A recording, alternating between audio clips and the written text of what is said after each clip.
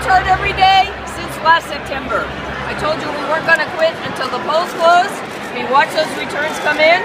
You know, we're glad with the result. We're happy. What I'm most happy about is that with Governor Patrick, and Steve Grossman, and Don Berwick, and all the great Democrats we're going to get back to work tomorrow, and we're going to be successful in November. Martha, what is your message to Charlie Baker?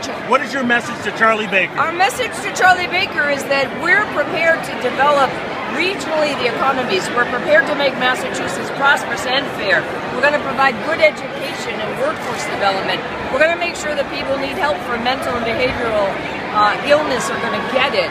And we can and will do that here in Massachusetts. You have won by 5%, not a huge margin. Does that make you worry a little bit? Absolutely not. We knew that this was going to be a tough race. We had 5 great Democrats. We had 3 great Democrats. They've all worked hard. They've all pledged now that their support with them and their teams are going to come to us. We're going to be successful. I think I congratulated Steve. I look very much forward to working with him as a lieutenant governor. I think we'll make a good team. Did you vote for Kerrigan? Secret ballot. I've told you all that. What do you think about the possibility now of you being the first woman elected governor of Massachusetts? Well, that is the plan, Carl. So I hope that's what happens. You had 2.5. I think we've seen tonight that women came out to vote. Women are supporting women, not just because they're women, but because they're qualified. And I've said this time and time again. As my dad said when I graduated from law school, sometimes the best man for the job is a woman. What have you learned from your last campaign that you're going to learn from to move forward to win the next election so you don't have what happened against Scott? Well, my last campaign was the one we won tonight. And that means that we have a great grassroots campaign. We're working hard. We were successful.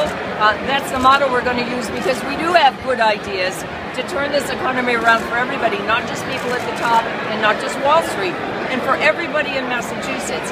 That message has been resonating with mayors and others all over Massachusetts. So we're going to continue. Our ideas are the same. Our organizing is going to get stronger now that we have a strong coordinated campaign. I can't wait to get started tomorrow. What about you? Had $2.5 million thrown at you just in the primary. Are you ready for what would be a far more brutal general election? I think that we've had a lot thrown at us.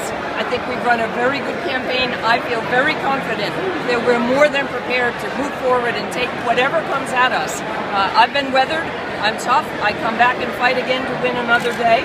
I did that tonight, and I'm going to continue to stand up for people who need a voice here in Massachusetts, because I do think Massachusetts can be prosperous and fair. I think most people agree. Are you going to be able to match them dollar for dollar, though? Yeah, we're going to be able to match them on every front.